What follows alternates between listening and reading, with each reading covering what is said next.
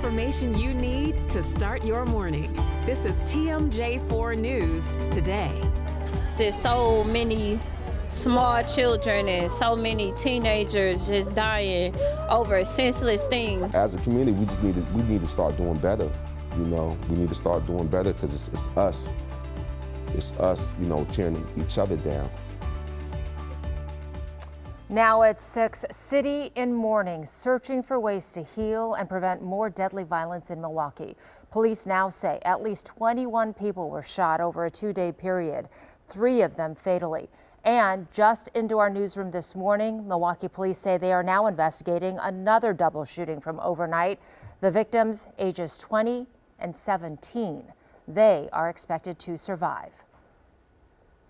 Now this morning, I'm here live from Victory Over Violence Park, a lot that was once plagued by the type of violence that we've been talking about and coping with in our community this week. Today, we're looking into what officials and the community are doing to confront the issue and find solutions. First, let's start with some local events that are aiming to curb the violence. This week is Youth Victory Over Violence Week. It is an initiative spearheaded by local organization Peace for Change Alliance to spark awareness and encourage high schoolers to stand together rather than to fight. Now, all week long, there will be events and activities on different topics, and you can see this week's schedule right here on your screen. This week will end with a march against violence on Sunday. It's going to start at the Martin Luther King statue on MLK Drive, and it will end here at Victory Over Violence Park, where I am right now. Today's event is at North Division High School. It's going to focus on gun violence, and it starts in just 2 hours at 8 o'clock this morning. Now, West Care, Wisconsin is observing the National Crime Victims Week by holding several events throughout the community. And throughout the week, they're going to support victims and survivors of crime in the Harambe community. Now, today's event at West Care, Wisconsin starts at noon. It's going to highlight homicide and gun violence.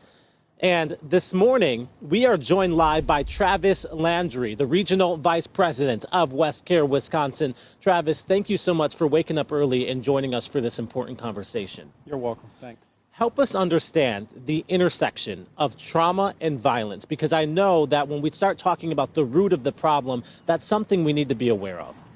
Yeah, in our community, we have a lot of trauma that's unhealed and unheard and not spoken of. So this week, we're trying to focus on getting victims out that's been part of violence so they can talk about the trauma that they've experienced and let the community know that we're just not going to stand for the violence in our community any further. I know you and your team are boots on the ground, working in the community, trying to interrupt violence.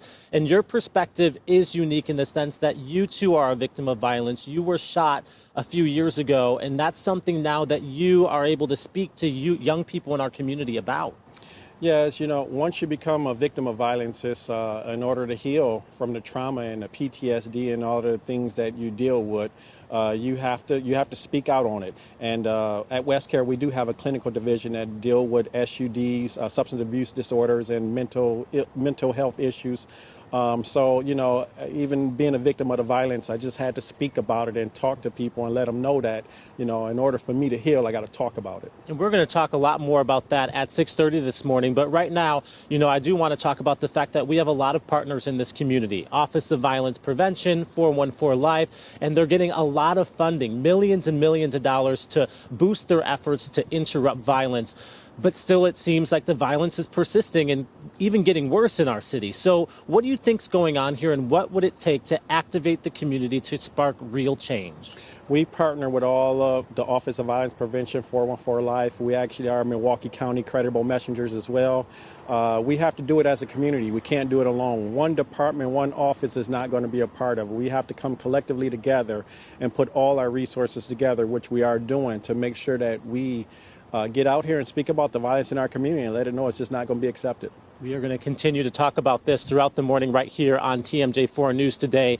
Right now, though, police are still searching for whoever shot the youngest victim of the weekend violence. That's 13-year-old Shanaria Wilson. Now, police say she was killed outside her family home near 5th and Rogers when she was shot, along with her 10-year-old sister and an 18-year-old man.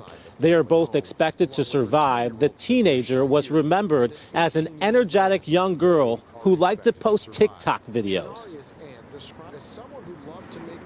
So how do we activate in this community, and how do we stop violence? How do we prevent another Milwaukee child from dying as a result of senseless violence? I just asked Travis this, and Police Chief Jeffrey Norman says it's going to take a citywide effort to get this deadly issue under control, similar to what you were saying.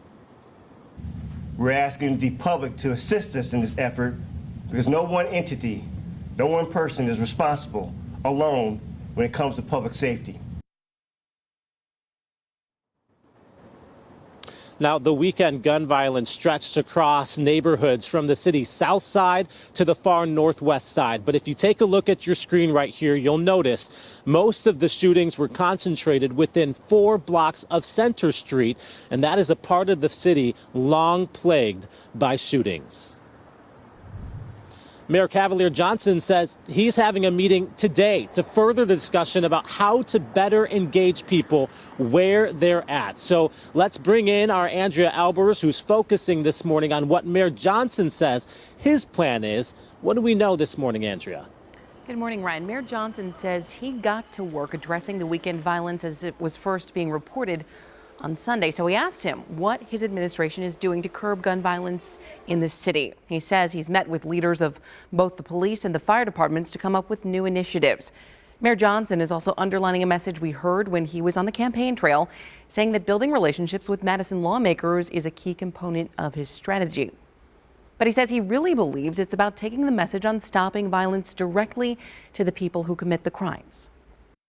In the next next few days, we'll have the opportunity to flush out the ideas and find ways again to reach people where they are. That's what's critically important here, right?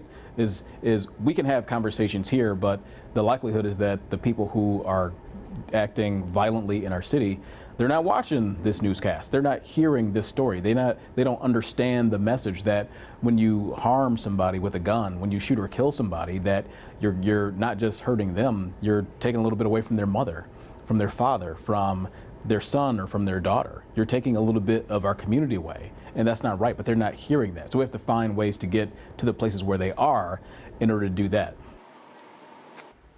And he did not offer immediate specifics, but says he will have more on that soon. The mayor also says we tend to see violence climb when the temps climb, and after a stretch of warmer weather over the weekend and what we saw, he's troubled knowing a long summer is ahead. Reporting in studio, Andrea Albers, TMJ4 News.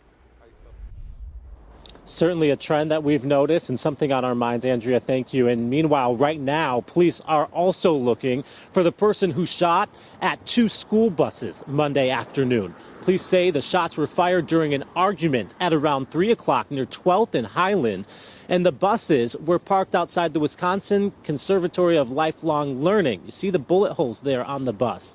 There were no kids on either of the buses at the time, thankfully, and nobody was hurt.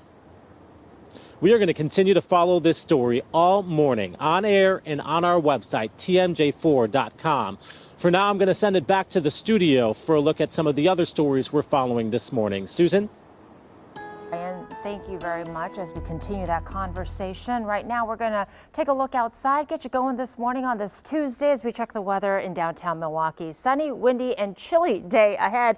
That word chilly seems to be in your forecast a lot for April, Brian. Yeah, it has been. We've had a couple really warm days. We had the weekend, and that was awesome. That's long gone. Now definitely feeling that chill again this morning. Now, as we look here across southeastern Wisconsin, some breaks in the cloud cover over Milwaukee. We might even start with a little bit of sunshine. However, we got the clouds in Racine, clouds in Port Washington, and still some drops on the lens here in Waukesha that have been clipped with a couple light rain and snow showers this morning, and we still have them on the Storm 4 Max radar. Just a couple very brief. I mean, you might see a few snowflakes or raindrops for like 30 seconds, and then it'll be done. One of those passing through Jefferson County, through Waukesha County, and maybe even down towards Kenosha. Up to the north, more rain and snow showers. Temperatures this morning in the 30s. Definitely a chill out there this morning.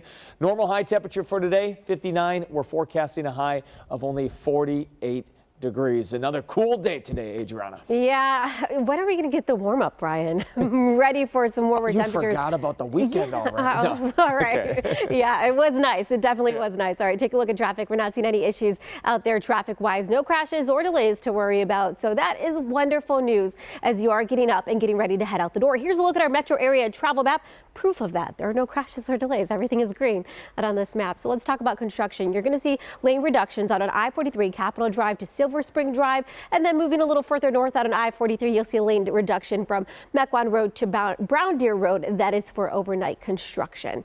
Let's take a look at these drive times for you. If you're traveling from Slinger to West Good Hope Road, that's a 13-minute commute. Johnson Creek to the Zoo Interchange, 33 minutes, and then Capitol Drive to the Marquette, that is an easy 3-minute commute. So overall drive times looking very nice. We love a morning with no delays. Adriana, thank you. Hey, nearly every day we're losing more and more of our neighbors and friends to senseless gun violence right here in Milwaukee. So we want to pause right now and bring you the names of each of the men, women, and children who have been killed in homicides right here in Milwaukee already in 2022.